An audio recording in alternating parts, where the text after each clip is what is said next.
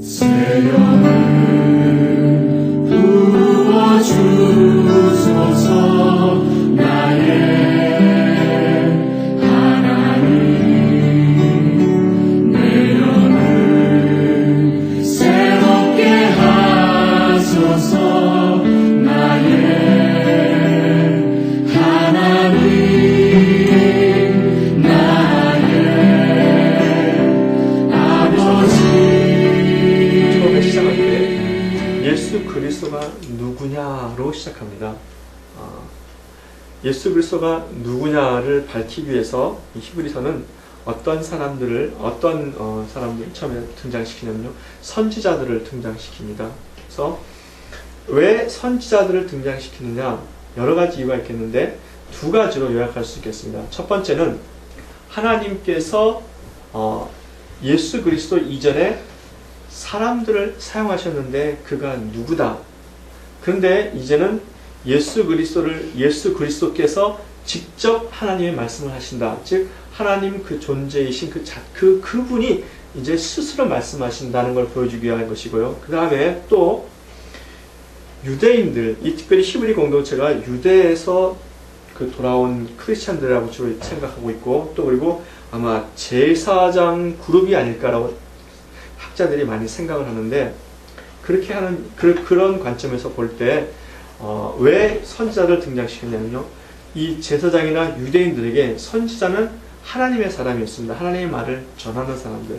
근데 예수 그리스도가 그들보다 그 선지자들과 어떻게 다르냐라고 하는 것을 보여줌으로써 이 사람들에게, 이 히브리 공동체 사람들에게 예수 그리스도의 위치를 정확하게 알려주고자 하는 그런 의미가 있었던 거죠. 그래서 이 선지자를 통해서 하나님께서 말씀하신 그 하나님이 이제는 예수 그리스도에서 직접 말씀하신다. 그러니까 하나님의 직접적인 통로이시고, 하나님 자체이시고, 그리고 선지자들과는 다른 차원의 얘기를 하신다는 거죠. 그렇죠? 그 다음에 또 누구를 비교하냐면은 천사들에 비교합니다. 유대인들은 천사들에 굉장히 익숙합니다. 그래서 오늘도 나오지만은 하나님의 율법을 천사가 대신 전해주고 하나님의 일들을 천사가 대신한다고 그렇게 생각을 했습니다. 그래서 가브리엘 천사가 예수님이 탄생하신 것을 알려줬잖아요. 그렇죠? 그렇게 생각을 한다는 겁니다. 그러니까 영적인 존재로서 그 피조물 가운데 가장 높은 존재로 사람들이, 유대인들이 그렇게 알고 있었던 거예요. 그런데 그 천사와 비교할 수 없는 분이 바로 우리 주님이시다라고 그렇게 말씀하는 겁니다. 그러니까 예수님이 누구다, 예수님이 이런 분이다 라고 말씀하면서 히브리서는 우리에게 그러니 너희는 예수님을 온전히 믿어야 한다라고 그렇게 말씀하고 있는 겁니다. 그러면은 왜 그럴까요? 왜? 이 점에서 초대교회 이 히브리 공동체가 당한 문제점하고 오늘의 우리의 문제점이 같은 것은 아닌가 그렇게 생각을 합니다. 오늘 이 시대를 살고 있는 우리들의 그 신앙의 문제는 뭡니까? 그것은 예수님에 대해서 잘 모른다는 거예요. 사람들이 교회를 많이 다니고 오래 다녀도 예수님에 대해서 그렇게 깊이 있게 알지 못하는 사람들이 많이 있다는 겁니다. 그래서 이 시대의 문제는 뭐냐면요, 혼합주의입니다. 예수님이 누구인지를 모르니까, 그러니까 이것도 좋고 저것도 좋고, 교회 안에다가 이런 것도 하고 저것도 하고, 그렇게 혼합주의로 나가는 겁니다. 그러니까 예수님에 대한 그 진리의 절대성이 사라지는 거죠. 그 다음에 또 뭐냐면은 상대주의가 있습니다. 어떻게 예수님만 진짜냐? 예수님만 진짜냐? 뭐 절도 있고 뭐 알라도 있는데 다 우리가 종교가 같이 나가야 되는 거 아니냐? 그 진리만 진리냐라고 이렇게 하는 상대주의죠. 상대주의와 혼합주의는 비슷한데 조금 다르죠, 그렇죠? 그 다음에 뭐냐면은 오늘의 가장 큰 문제는 이 신앙이 종교화하는 겁니다. 그래서 형식적으로 흐르고, 그렇죠? 예식적으로 흐르고, 그렇죠? 그리고 삶과 신앙이 이렇게 분리가 되는 겁니다. 이게 오늘 우리가 처한 문제인데, 이러한 문제가 초대교회에 벌써 이 히브리 공동체에도 그러한 문제가 나타나기 시작했다는 겁니다. 그래서 예수 그리스도를 바르게 알므로써 우리의 신앙을 바르게 하자라고 하는 것이 히브리서의 말씀의 내용입니다. 그래서 2절은 어떻게 시작하냐면요. 그러므로 라고 시작합니다. 그러므로 1장에서 이렇게 예수님은 이러이러한 분이시다. 그러니까 우리는 이렇게 신앙생활을 해야 한다라고 그렇게 말씀하고 있는 겁니다. 예수 그리스도가 누구인지 우리가 확실히 알았으니까 우리의 신앙 자세는 이렇게 나가야 하는데 그 첫 번째가 뭐냐면은 흘러 떠내려갈까 조심하라라고 하는 겁니다. 그러면은 여기서 우리가 이 히브리서 기자가 우리에게 하는 말이 무슨 말인지 우리가 잘 들어야 됩니다. 1장에서 예수님은 선지자들보다 더 훌륭하시고 천사들도 비교할 수 없는 그런 하나님 자체이시면서 만유의 후사이고 이렇게 하나님의 영광의 광채이시고 쭉 이렇게 말씀하면서 우리에게 그러므로 너희는 이렇게 살아라 라고 하는 그런 말을 통해서 우리가 알아야 되는 것은 뭐냐면요. 우리의 신앙에서 예수님에 대한 지식, 예수님에 대한 경험, 예수 그리스도가 누구라고 하는 그것이 우리 신앙의 출발점이 되어야 한다는 거예요. 그저 내 마음에서 와서 이렇게 믿고 그러는 것이 아니라 정확하게 예수 그리스도를 알 때 거기서 정확하게 우리의 신앙이 열매를 거두고 우리의 신앙이 성공한다고 하는 겁니다. 이 점이 우리에게 굉장히 중요하죠. 그래서 우리가 날마다 예수 그리스도를 더 알아가야 하는 거예요. 이것은 마치 구약에서 하나님께서 북이스라엘 백성들에게 호세아를 보내서 그렇게 말씀하시지 않습니까? 내 백성이 나를 모름으로 망하는도다. 그렇죠? 내 백성이 나를 모름으로 말미암아 죽어가는구나. 그렇게 말씀하신 거하고 같은 맥락입니다.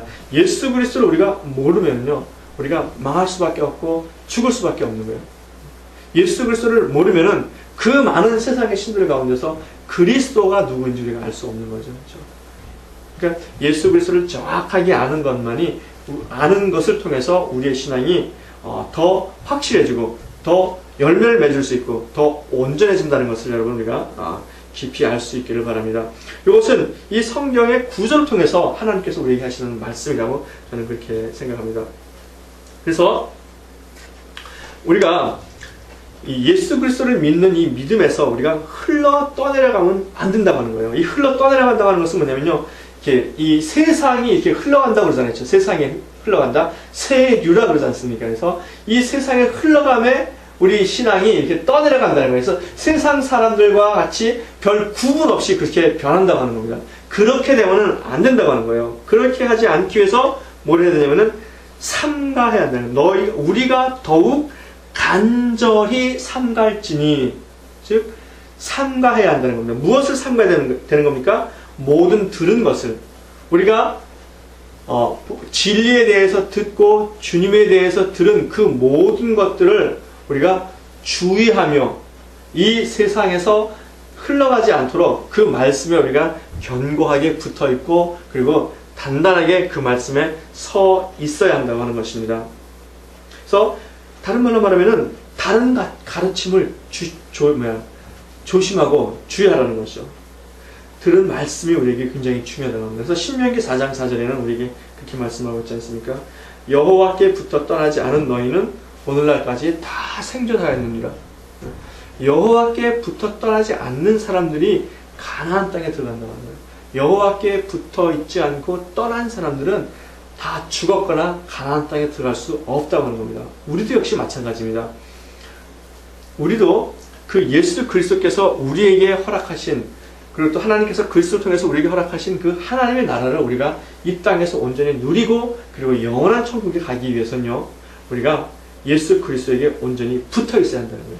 그 예수 그리스도에게 온전히 붙어 있기 위해서 우리에게 필요한 것이 뭐냐면 예수 그리스도를 바르게 하는 거라는 거예요. 예수 그리스도가 누구냐?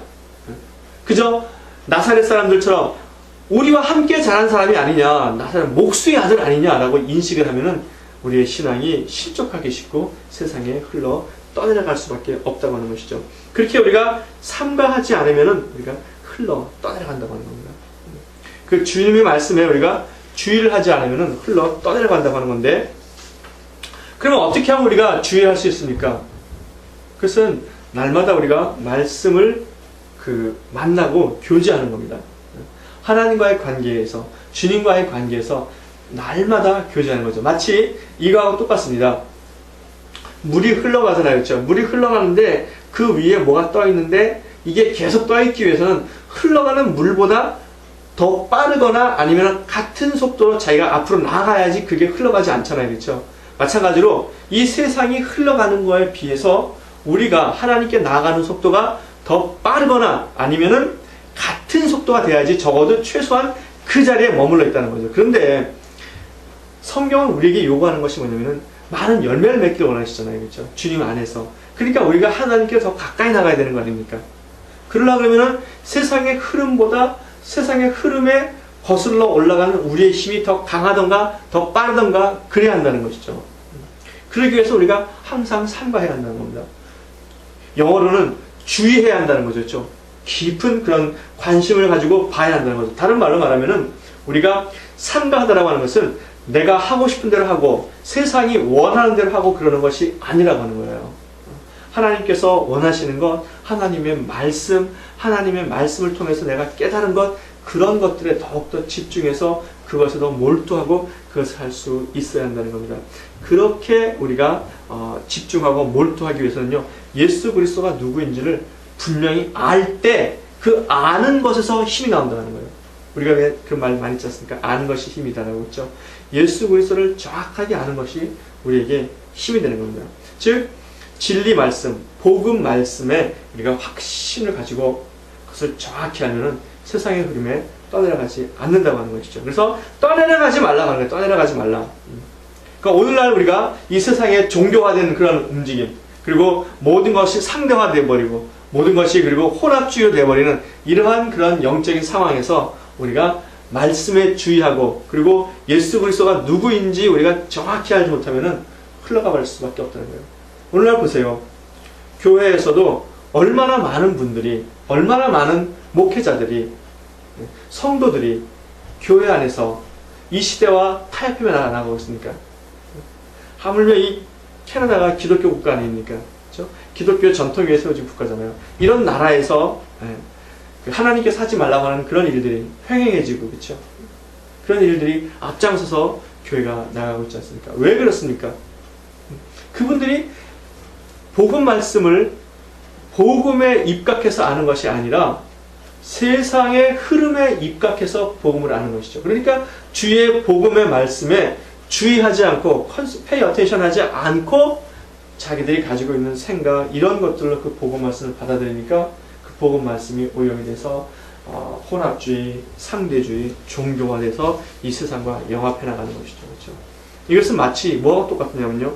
메시아를 그렇게 오래도록 기다린 바리새인들이, 유대인들이, 제사장들이 메시아가 막상 그들 앞에 나타나자 그 메시아를 못 알아봤다는 거예요. 서기관들은 메시아가 어디서 태어날지를 정확히 알았습니다. 그런데도 불구하고 메시아가 막상 그들 앞에 나타나자 자기들의 이익에 반한다고 해서 메시아를 배척해버리는 거죠. 그 왜 그랬습니까? 자기들의 삶의 어떤 안정이나 삶의 이익이 너무 커서 진리의 말씀을 지키기에 이게 부족한 거죠. 즉, 자기들의 욕망이 흐르는 대로 가야 되기 때문에 진리가 그것을 거스릴 수 있는 힘이 없는 거예요. 그들 안에 있는 진리가 그들의 이익과 그들의 삶을 거슬러서 하나님에게로 가까이 나아갈 수 있는, 메시아에게 나아갈 수 있는 그 힘이 없게 되는 거죠. 그래서 그들이 흘러갔던 거죠. 그러니까 바리새인들과 그 서기관들, 제사장들만 메시아가 나타났을 때 이 세상에 흘러가서 예수 그리스도를 십자가에 못 박힌 했을 뿐만 아니라 오늘 우리도 그런 문제에 언제든지 노출될 수 있다고 하는 것이죠. 그러니까 날마다 우리가 예수 그리스도에게 초점을 맞춰야 한다는 거죠. 그래서 히브리서에서는 강조하는 것이 뭐냐면은 예수 그리스도를 바라보라는 거예요. 바라보라. 믿음의 주요 온전케 하신 이이신 예수 그리스도를 바라보라. 또 그렇게 잘하지 못한 사람이 있잖아요. 그렇죠? 그 5장에 보면 그러잖아요. 너희가 잘하지 않았으면은 믿음의 도의 기초를 다시 쌓지 말고 예수 그리스도를 바라보라 그래요. 예수 그리스도에게로 그 자리에서 다시 나가라는 거예요. 그 자리에서. 그러니까 히브리서가 강조하는 것은 아주 간단합니다. 예수 그리스도에게 나아가고 예수 그리스도를 바라보면은 예수 그리스도의 은혜가 우리 삶 가운데 넘친다고 하는 것이죠. 근데 2절에 보면은 무슨 말씀으로 하시냐면요. 제 천사들로 하신 말씀이 견고하게 되어 모든 범죄함과 순종치 아니함이 공변된 보응을 받았거든요. 이 공변된다라고 하는 이 공변된 이것은 무슨 말이냐면은 그 공의란 뜻입니다. 공의, 정의, 법대로라는 뜻인데요. 그러니까 이 천사들로 하신 말씀이 이게 뭐냐면은 율법입니다. 유대인들은 그 모세의 율법을 천사들이 모세에게 전해줬다고 생각을 해요.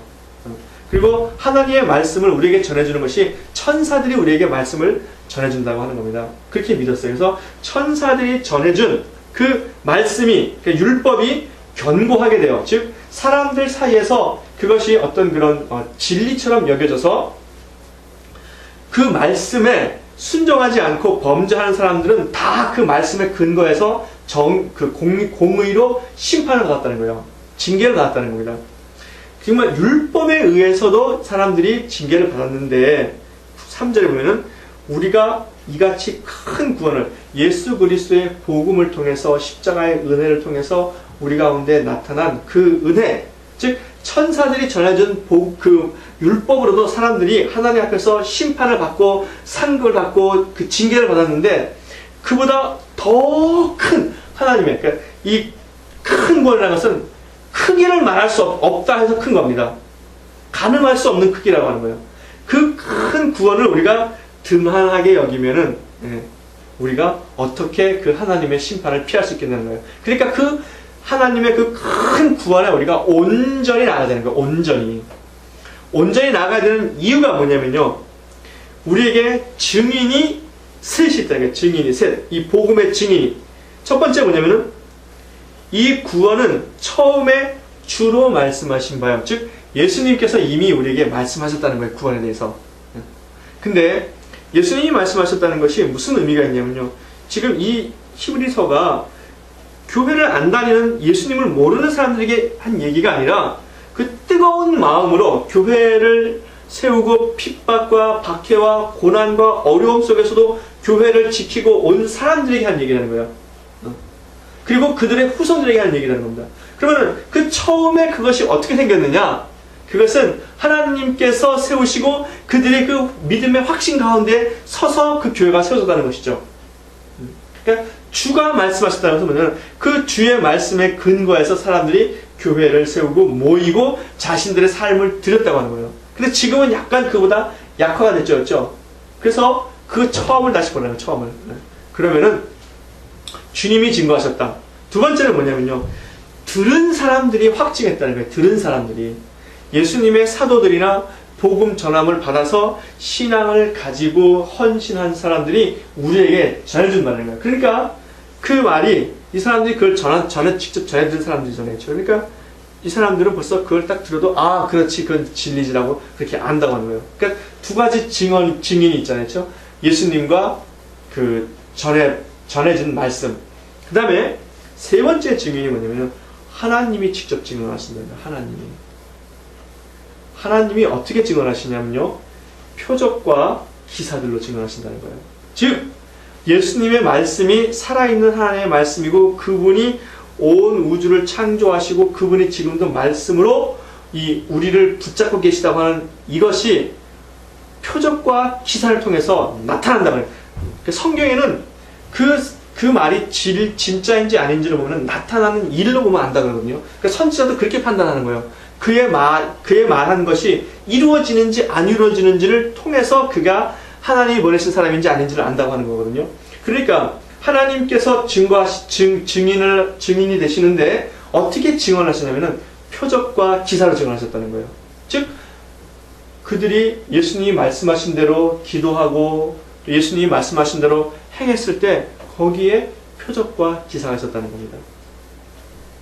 표적과 기사라는 것은 사람들이 흔히 만들 수 있는 게 아니라 하나님의 은혜와 능력으로 나타나는 거잖아요. 그렇죠? 기적이잖아요. 사람들의 상상을, 사람들의 이성을 그리고 사람들의 그런 경험을 초월해서 나타나는 거잖아요. 그렇죠? 그러니까 하나님만이 하실 수 있는 거예요. 가령 소경이 눈을 뜬다든가 죽은 사람이 살아난다든가 병자가 병이 낫는다든가 그런 것들이 하나님의 기적 아닙니까? 그런 기적, 표적이, 기사가 나타났다는 거예요. 그러니까 다시 말하면 뭡니까? 그것이 하나님의 역사라고 하는 것이죠. 하나님의 역사. 그렇죠? 그 나타나는 표적이 그렇게 증거했다는 거예요. 그리고 여러 가지 능력이 나타났다는 겁니다. 그리고 또 자기의 뜻을 따라서 성령에 나눠주신 것으로 성령의 은사로, 성령의 은사. 성령의 은사는 이렇게 뭐 병 고치는 은사, 방언의 은사, 뭐 이런 능력의 은사뿐만 아니라 무슨 은사도 있냐면은 가르치는 은사도 있고, 그렇죠? 섬기는 은사도 있고, 뭐 사랑의 은사도 있고, 이런 많은 다양한 은사가 있잖아요, 그렇죠? 그래서 교회가 교회되게 하는 그런 은혜가 이 성령의 은사를 통해서 각 사람들에게 나타나서 교회가 세워지는 거 아닙니까, 그렇죠? 그래서 그런 것들이 나타났다는 거예요. 그래서 하나님이 예수님과 그리고 복음을 전하는 자들의 그 말에 함께 증인된다고 하는 겁니다. 그러니까 세 증인이 있으니까 이것은 뭡니까? 진리라고 하는 거예요. 그러니까 믿어야 한다는 거죠. 그렇죠? 근데 이미 이 초대교회 사람들, 이미 이 히브리 공동체 그 당시 사람들은 이런 많은 기적과 이사와 표적 가운데서 그런 것들을 자기들이 확증했기 때문에 더 이상 어떻게 말로 거절할 수 없는 그런 상황인 거죠. 그렇죠? 이것을 믿지 않으면 패역한 사람이 되는 것이죠. 그렇죠? 그래서 그렇게 믿어야 한다는 겁니다. 그렇죠? 그래서 2장 1절부터 4절을 통해서 우리가 예수 그리스도가 누구인지를 정확히 알고 우리의 이 믿음이 세상의 흐름에 떠내려가면 안 된다고 하는 거예요. 믿음이 지켜져야 한다는 겁니다. 이 세상의 불신앙적인 것, 이런 것들에 떠나지 말고 들은 바 그 말씀에 굳건히 서서 믿음의 확신을 가지고, 그렇죠? 그리고 그 말씀에 붙어 있어야 한다는 거예요. 마치 포도나무가 그러니까 포도 가지가 포도 줄기에 붙어 있어야 열매를 맺듯이. 그래서 우리가 예수 그리스도에게 붙어 있어야 한다고 하는 겁니다. 근데 이 말씀은 우리에게도 역시 동일한 말씀이라는 거예요. 이 시대에 우리에게도 이 세상의 진리가 있잖아요. 그렇죠? 그리고 이 세상의 가치가 있지 않습니까? 그리고 세상의 경험들이 있잖아요. 세상의 지식들이 있잖아요. 상대주의니, 혼합주의니, 이런 여러 가지 다양한 인간들이 만들어낸 사조나 그런 것들이 있잖아요. 근데 그거에 우리가 흔들려서 빠져가면 안 된다고 하는 겁니다. 그러면은 세상에 흘러 떠내려가게 된다는 것이죠. 우리는 정확한 예수 그리스도가 누구인지를 아는 그 지식에 우리의 그 배로 치면은 앵커, 닷을 놔서 물에 흘러 떠내려가지 않아야 한다는 거예요. 아니면은 엔진을 돌려가지고 우리가 그 물을 거슬려서 하나님에게로 더 가까이 나갈 수 있어야 한다는 겁니다. 그럴 수 있기를 주의 이름으로 축원합니다. 그 다음에 우리 5절부터는 무슨 얘기냐면요,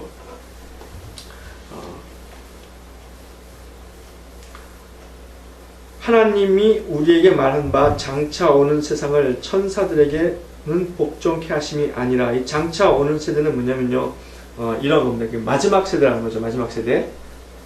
그 자기들 뒤에 오는 세대를 쭉 다 해서 말하는 겁니다. 근데 이 말씀에도 배경이 좀 있습니다. 히브리 사람들은, 특별히 쿰란 공동체 같은 사람들은 이 천사들 가운데서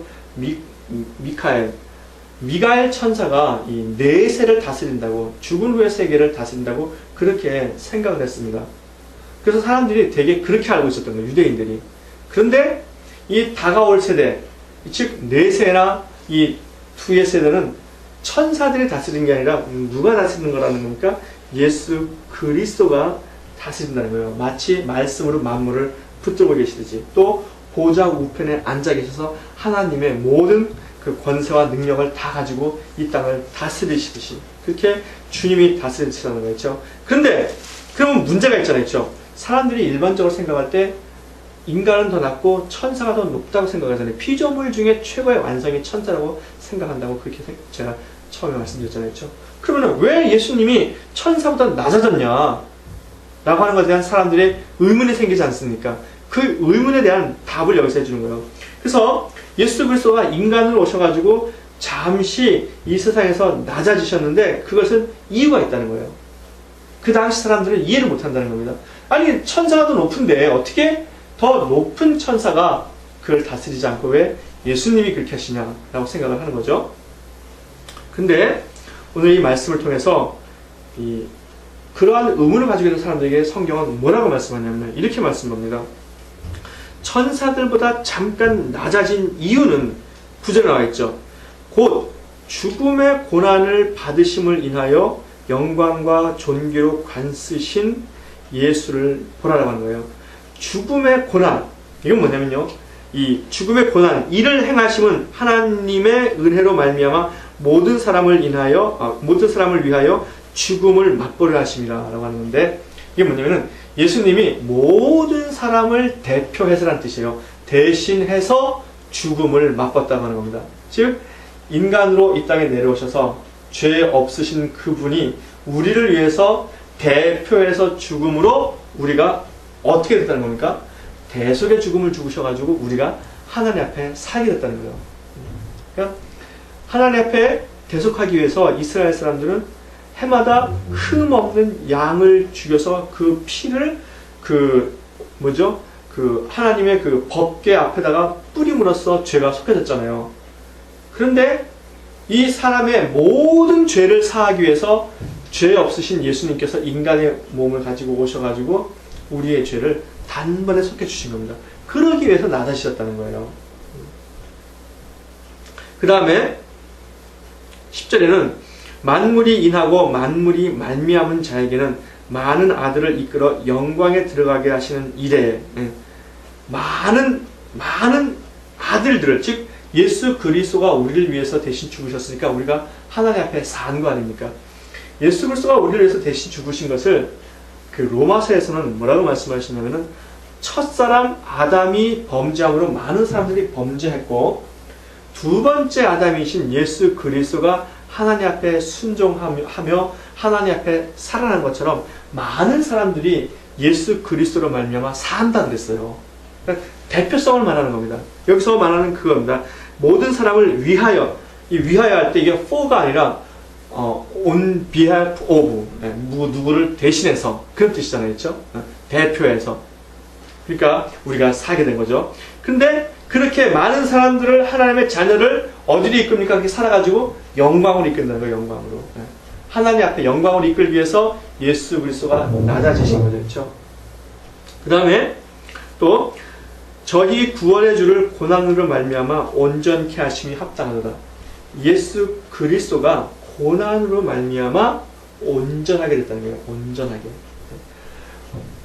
어떻게 온전하게 됐냐면요, 예수 그리스도가 우리를 대신해서 고난을 받으심으로 말미암아 하나님께서 그가 순종하고 복종하고, 그러므로 하나님께서 모든 만물을 그 발 아래 꿇게 하시고 모든 이름의 주로 예수 그리스도를 세우셨잖아요. 그렇죠? 마찬가지로 예수 그리스도가 그렇게 고난을 받음으로 그렇게 된 것처럼 우리도 예수 그리스도의 그 고난으로 예수 그리스도가 온전해진 것처럼 우리도 그렇게 온전해진다는 것을 예수 그리스도의 대표성으로 우리에게 보여주신 거예요. 그렇게 고난을 통해서 예수님이 온전해지셨다는 거예요. 퍼펙트하게 됐다는 거죠. 그렇죠? 그래서 잠시 천사보다 못하셨다는 겁니다. 그러나 지금은 아니다는 거죠. 지금은 부활 승천하셔서 하나님 보좌 우편에 앉아 계시다는 거예요. 그분이 그렇게 우리 인간을 사랑하시고 우리를 하나님 앞에서 세우시고 영광으로 우리를 인도하시기 위해서 그렇게 낮아지셨다는 겁니다. 얼마나 이게 우리에게 감동적입니까? 그렇죠? 예수님께서 그렇게 하지 않아도 되는 분이 우리를 사랑하신 그 한 가지 사랑의 이유 때문에 우리에게 그렇게 하셨다는 거죠. 그렇죠? 여기서 아주 중요한 영적인 진리가 우리 가운데 있습니다.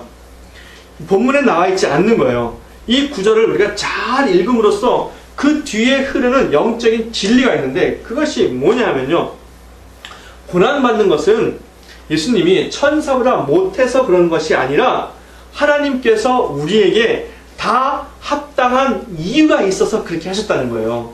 그죠? 그러니까 하나님의 계획이 있어가지고 그 계획이 이 땅에 나타나서 그것을 통해서 하나님께서 다시 하나님의 계획을 성취했다는 거죠. 그러니까 이 하나님의 계획은 이 영적인 흐름이잖아요. 그렇죠? 영적인 것들이 이 땅에 나타나는데 사람들이 그 예수 그리스도를 제대로 알아봤습니까? 못 알아봤습니까? 못 알아봤잖아요. 그렇죠? 그러니까 뭐냐면은 이런 겁니다. 이 땅은 하나님의 영적인 것들이 나타나잖아요. 그렇죠? 그래서 그것이 다시 하나님의 것들을 온전히 성취하잖아요.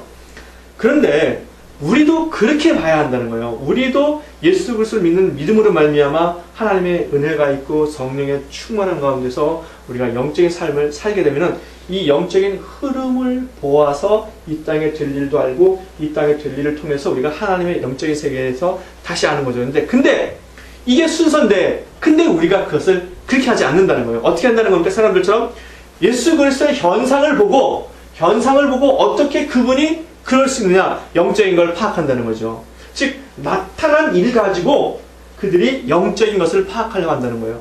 그러니까 영적인 것들이 파악이 안 되죠. 가령 이런 거예요.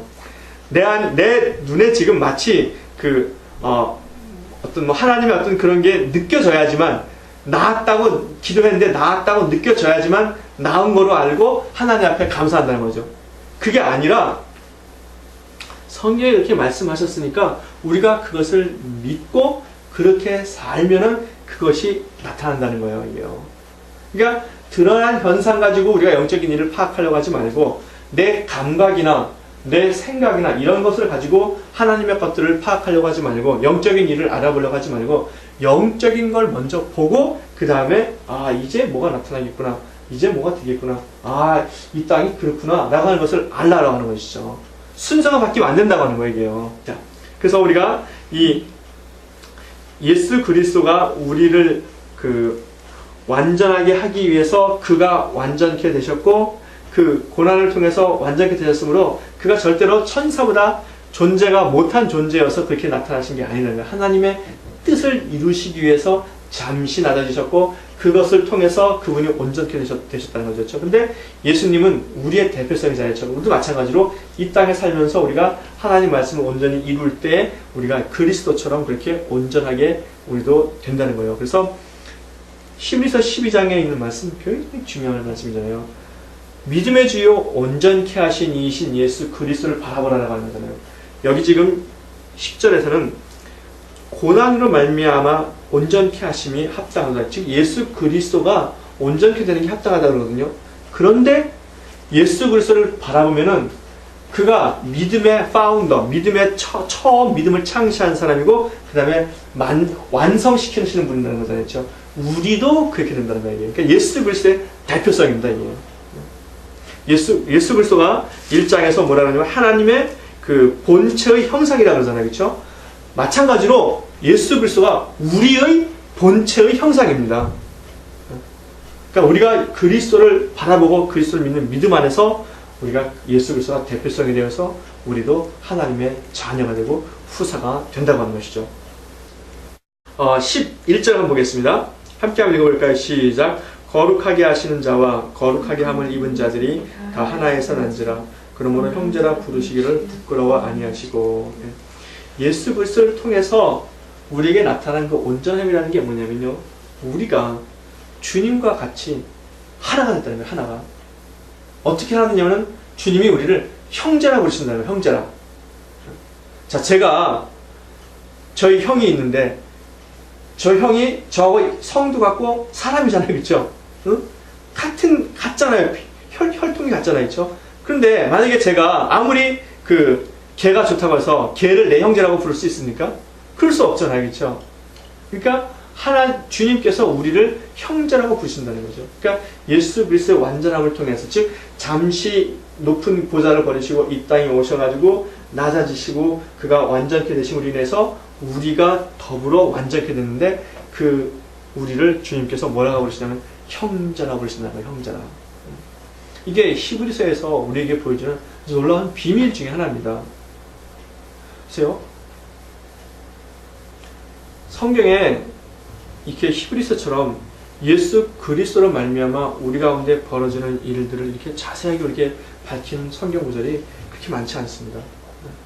예수 그리스도의 낮아지심으로 인해서 우리가 하나님의 형제가 되었고, 예수 그리스도의 형제가 되었고, 그리고 예수님께서 우리를 어떻게 하셨습니까? 거룩하게 함을 입었다 그러잖아요. 그렇죠? 거룩하게 만들어 주셨다는 거예요. 우리가 무엇을 해서 만들어 주신 것이 아니라 예수님께서 우리를 그렇게 만들어 주셨다는 겁니다. 우리가 그래서 받아들이면 되는 거예요. 그렇죠? 받아들이면 우리가 거룩하게 된다고 하는 것이죠. 이것이 예수님께서 우리를 위해서 베풀어 주신 엄청난 놀라운 일들입니다. 그래서 우리가 그러니까 어떻게 됩니까? 예수 그리스도를 따라가야 되는 거죠. 그렇죠? 예수 그리스도를 따라가야 되는 거예요. 그래서 예수 그리스도를 따라가다라고 하는 그 말이 뭐냐면요. 눈 가운데 발자국이 났잖아요. 그 발자국을 그대로 밟고 간다는 소리잖아요. 예. 그러니까 그렇게 따라가는 거예요. 그렇게. 내가 가고 싶은 길로 내 마음대로 가는 것이 아니라 그 발자국 그대로를 따라가는 것이 그 주님께로 우리가 따라가는 거죠. 그렇죠? 그러니까 우리가 더 그 주님을 따라갈 수 있기를 바랍니다.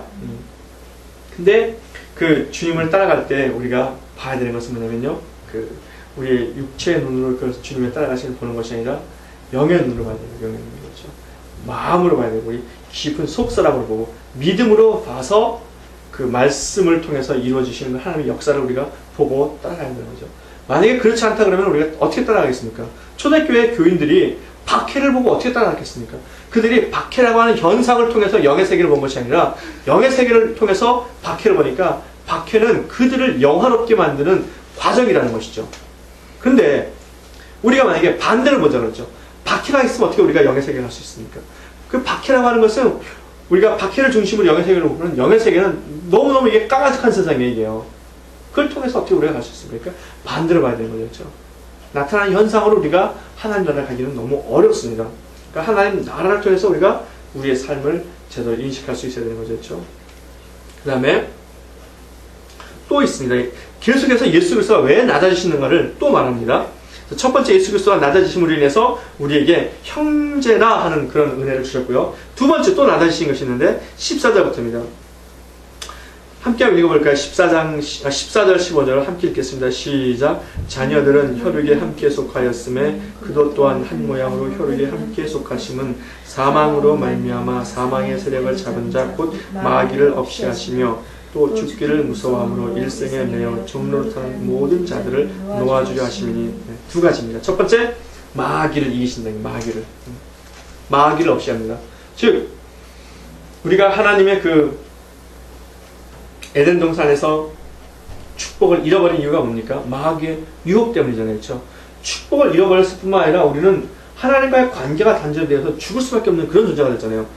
그래서 우리는 하나님의 종에서 순간 사단의 종으로 우리는 바뀐 겁니다. 그런데 그 마귀를 없이 하셨잖아요. 그렇죠? 그리고 다시 우리를 죽기를 무서워하는 일생에 매여 종로하는 모든 자들을 놓아주려 했다는 거죠. 종로에서 풀어주시고 우리를 다시 예수 그리스도 형제로 붙여주시니까 하나님과의 관계가 다시 회복이 된 거잖아요. 그렇죠? 이 놀라운 일을 이루신 거예요. 지금 주님께서. 우리는 지금 에덴 그 말 속에는 뭐가 포함이 되냐면요. 사단의 권세로 인해서 우리가 빼앗겼던 모든 복, 원복이잖아요. 원래의 복을 다시 회복시키셨다는 거, 회복시키셨다는 거죠. 그리고 하나님과의 관계도 회복시켰다는 겁니다. 그러기 위해서 예수님께서 우리를 위해서 낮아지셨다고 하는 거예요. 낮아지셨다. 이게 얼마나 엄청난 말입니까?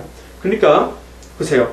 이 말을 듣고 이 말을 믿고 우리가 사는 사람하고 이 말을 듣지 못하고 이 말을 믿지 못하는 사람은요. 어떻게 됩니까? 영적인 세력, 영적 전쟁, 에베소에 있는 영적 전쟁을 대할 때 성공하겠습니까? 실패하겠습니까? 실패할 수밖에 없는 거예요. 이거 분명히 그러잖아요. 사망의 세력을 잡은 자 곧 마귀를 없이 하시며 우리의 삶 가운데 마귀를 끊으셨다는 거죠. 그렇죠? 예수님께서 승리하셨다는 거예요. 그래서 마귀가 우리를 만지지도 못합니다.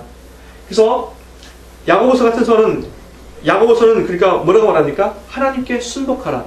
마귀를 대적하라. 그리하면 저가 물러가라. 왜 그렇습니까? 예수 그리스도가 이미 우리에게 승리를 주셨기 때문에. 예수 그리스도가 다 물러가라 하셨기 때문에. 그리고 그 무수한 많은 성경에서 다 그런 얘기를 합니다. 우리를 만지지도 못하고, 그렇죠? 우리가 항상 승리한다라고 하는 그런 말씀을 하시는 거죠. 얼마나 놀랐습니까? 예수님께서 절대로 그분이 낮아지지 않으셨다면 우리가 그런 은혜를 얻을 수가 없는 거예요. 그렇죠? 그 다음에 마지막으로 16절부터 18절에는 예수 그리스도가 낮아지신 이유가 세 번째가 나옵니다. 함께 한번 읽어볼까요? 시작. 16절부터 18절까지입니다. 시작. 이는 실로 천사들을 붙들어 주려 하심이 아니요 오직 아브라함의 자손을 붙들어 주려 하심이라. 그러므로 저가 범사의 형제들과 같이 되심이 마땅하노라.